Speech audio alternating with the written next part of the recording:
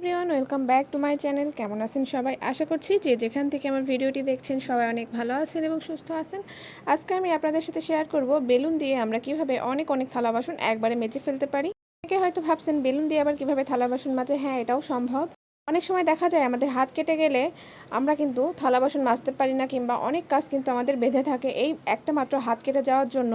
একটা মেয়ে মানুষের হাতে প্রবলেম থাকলে সে কিন্তু আর ঘরের কোনো কাজই করতে পারে না। তাই যখন হাতের মাথা একটু কেটে যায় তখন কিন্তু আমাদের কাজগুলো সম্পন্ন করতে অনেক বেশি কষ্টসাধ্য ব্যাপার হয়ে যায়।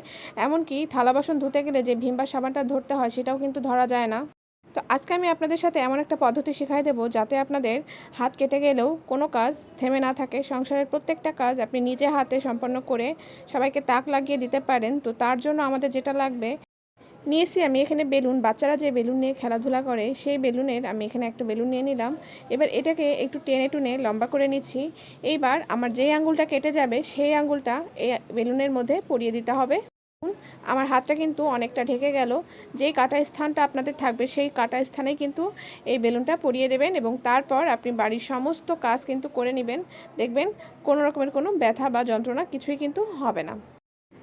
বেলুনের পরিবর্তে আপনারা আর অন্য কোনো কিছু দিয়েই কিন্তু এটা করতে পারবেন না। তাই এইভাবে আপনারা একটা বার ব্যবহার করে দেখুন, অনেক উপকার পাবেন।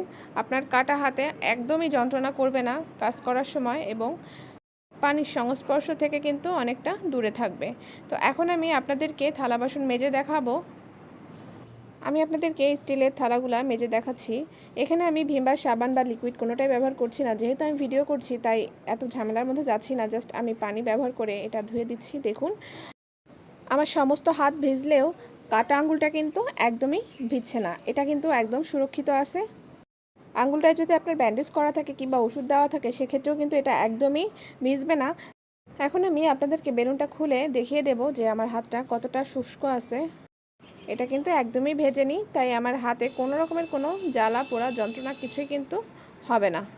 খেয়াল করলে আপনারা বুঝতে পারবেন আমার অন্য আঙুলগুলা কিন্তু ভেজা আছে, শুধুমাত্র ওই একটা আঙুল কিন্তু শুষ্ক আছে।